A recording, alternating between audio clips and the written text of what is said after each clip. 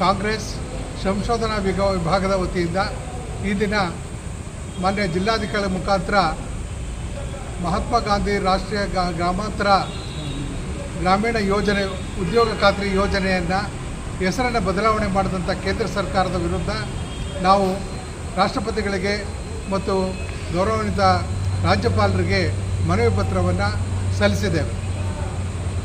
ಜಿಲ್ಲಾಧಿಕಾರಿಗಳ ಪರವಾಗಿ ಶ್ರೀ ಶಿವಕುಮಾರ್ರವರು ತಹಸೀಲ್ದಾರರು ನಮ್ಮ ಮನವಿ ಪತ್ರವನ್ನು ಸ್ವೀಕರಿಸಿ ಅದನ್ನು ರಾಷ್ಟ್ರಪತಿಗಳಿಗೆ ಕಳಿಸುವುದಾಗಿ ನಮಗೆ ಭರವಸೆಯನ್ನು ಇಟ್ಟಿದ್ದಾರೆ. ಮನಮೋಹನ್ ಸಿಂಗ್ ನೇತೃತ್ವದ UPA ಸರ್ಕಾರ 2005ರಲ್ಲಿ ಈ ಒಂದು ಮಹಾತ್ಮ ಗಾಂಧಿ ರಾಷ್ಟ್ರೀಯ ಗ್ರಾಮೀಣ ಉದ್ಯೋಗ ಖಾತ್ರಿ ಯೋಜನೆಯನ್ನು ಜಾರಿಗೆ ತಂದಿತ್ತು. ಇದರ ಮೂಲಕ ಗ್ರಾಮೀಣ ಪ್ರದೇಶದ ಕಾರ್ಮಿಕರಿಗೆ ಉದ್ಯೋಗವನ್ನು ಕೊಡಿಸ್ತಕ್ಕಂಥ ಕೆಲಸವನ್ನು ಮಾಡಿತ್ತು. ಆದರೆ ಕೇಂದ್ರ ಸರ್ಕಾರ ಈ ಮಹಾತ್ಮ ಗಾಂಧಿ ಹೆಸರನ್ನು ತೆಗೆದುಹಾಕಿ BB ರಾಮ್ಜಿ ಎಂಬ ಹೆಸರನ್ನು ಬದಲಾವಣೆ ಮಾಡಿದೆ. ಸೊ ಇದು ಕಾರ್ಮಿಕರ ಹಕ್ಕನ್ನು ಮತ್ತು ಮಹಾತ್ಮ ಗಾಂಧಿಯವರ ಹೆಸರನ್ನು ಹೋಗಲಾಡಿಸಬೇಕು ಎಂಬ ಒಂದು ದುರುದ್ದೇಶದಿಂದ ಕೇಂದ್ರ ಸರ್ಕಾರ ಈ ಯೋಜನೆಯನ್ನು ಹೆಸರನ್ನು ಬದಲಾವಣೆ ಮಾಡಿದೆ. ನರೇಗಾ ಇತಿಹಾಸದ ಪುಟಗಳನ್ನು ಇದರಿಂದ ಸೇರಿದೆ. ಗ್ರಾಮೀಣ ಜನರ ಬದುಕಿಗೆ ಬೆಳಕಾಗಿದ್ದ ಯೋಜನೆ ಬದಲಾವಣೆ ಹೆಸರಿನಲ್ಲಿ ಗ್ರಾಮೀಣ ಜನರ ಬದುಕಿಗೆ ಕೊಳ್ಳಿ ಇಟ್ಟಿದೆ. ಉದ್ಯೋಗ ಮತ್ತು ನ್ಯಾಯಯುತ ವೇತನ ಪ್ರತಿ ಗ್ರಾಮೀಣ ಕಾರ್ಮಿಕರ ಹಕ್ಕು.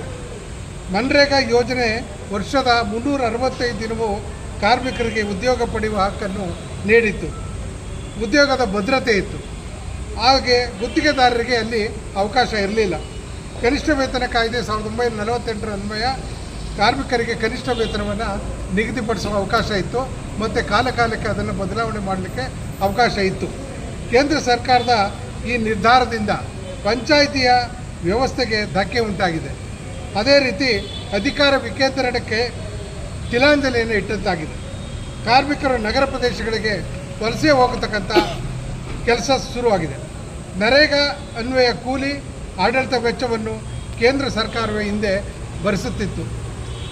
ಈಗಿನ ಕಾಯ್ದೆ ಪ್ರಕಾರ BB ರಾಮ್ಜಿ ಕಾಯ್ದೆ ಪ್ರಕಾರ ಏನು ಕಾರ್ಮಿಕರ ಕೂಲಿ ಆಡಳಿತಾತ್ಮಕ ವೆಚ್ಚ ಈ ಎಲ್ಲದರ ಒಟ್ಟು 60% ಕೇಂದ್ರ ಸರ್ಕಾರ ಮತ್ತು 40% ಹಣವನ್ನು ರಾಜ್ಯ ಸರ್ಕಾರಗಳೇ ಭರಿಸ್ತಕ್ಕಂಥ ವ್ಯವಸ್ಥೆ ಬಂದಿದೆ.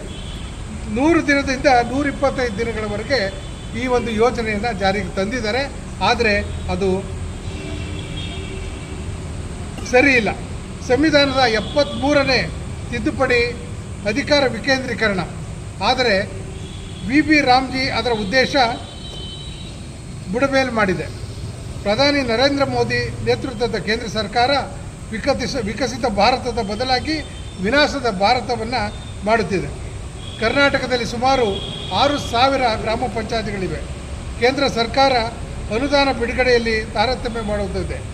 ನರೇಗಾ ಕಾಯ್ದೆ ಮತ್ತೆ ಜಾರಿಗೆ ತರುವ ಮೂಲಕ ಬಡವರ, ದಲಿತರ, ಮಹಿಳೆಯರ ಹಾಗೂ ಸಣ್ಣ ರೈತರ ಉದ್ಯೋಗ ಹಕ್ಕನ್ನು ಪುನರ್ ಸ್ಥಾಪಿಸಬೇಕು. ಮಹಾತ್ಮ ಗಾಂಧಿಯವರ ಗ್ರಾಮ ಸ್ವರಾಜ್ ಹೆಸರನ್ನು ಕನಸನ್ನು ನನಸು ಮಾಡುವ ಯೋಜನೆಯಾಗಿದೆ.